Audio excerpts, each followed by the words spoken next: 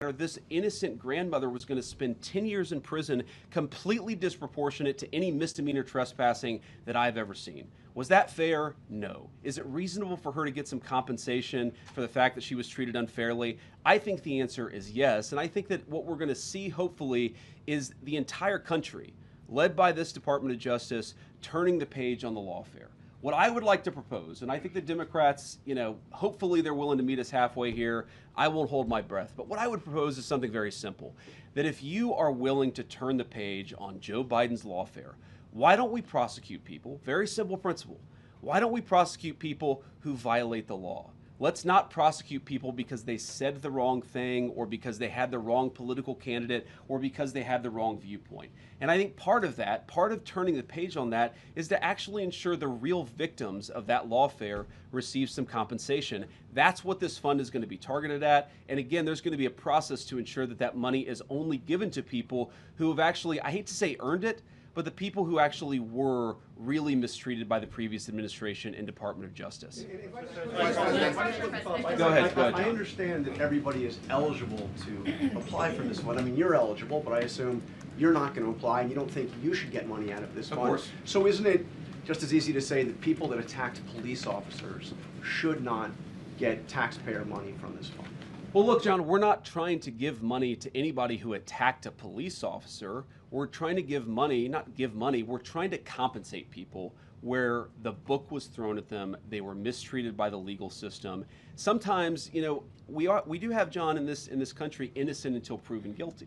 We do have people who were accused of attacking law enforcement officers. That doesn't mean that we're going to completely ignore some of the claims that they're going to make. We're going to evaluate these things on a case-by-case basis. And if we think that somebody, whatever they were accused of, if we think that somebody was unfairly prosecuted and deserves just compensation, then that's what this fund is going to exist to provide. It's just going to correct a wrong, and I think that's a good thing. And I'd encourage everybody, Democrat, Republican, Independent, let's turn the page on this thing that we did under the last administration where we tried to throw people in prison because they had the wrong politics. Let's throw people in prison who broke the law. I think this fund is a good part of getting justice for the people who were wrongly treated. Back there, yeah. Yes, sir. Just to follow up on that quickly, does that mean that people that were violent, that were convicted, were mistreated? Are you saying that? Well, you're asking me to comment on hypotheticals and on any number of dozens of cases. Here's the thing. We're going to look at everything case by case. As you know, every single case has its own details. Every single case has, there are things about it that maybe don't meet the eye. We're just going to look at every case by case. That's all I'm saying. I'm not committing to giving anybody money or committing to giving no one money. What I'm committing to is a legal process to review these claims and to make sure that people who are mistreated by their government get a little bit of compensation because of it. Go ahead. Thank you, Mr. Vice President. Yes, sir. I realize that the pointer finger is not as precise as I thought it was. The guy I have this cheat sheet, but the problem with being 41 years old is I'm blinder than I was a few years ago. So we'll say blue blazer, blue tie. Yeah. Okay, great. Thank you, Mr. Vice President. I'd like to ask a quick follow-up on Iran, but first I'd like to ask you about fentanyl.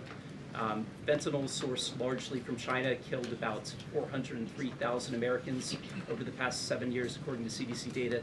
That's one in every 850 Americans who died. White House Counterterrorism Director Sebastian Gorka said last week that China's exports amounted to the targeted killing of Americans and war by other means.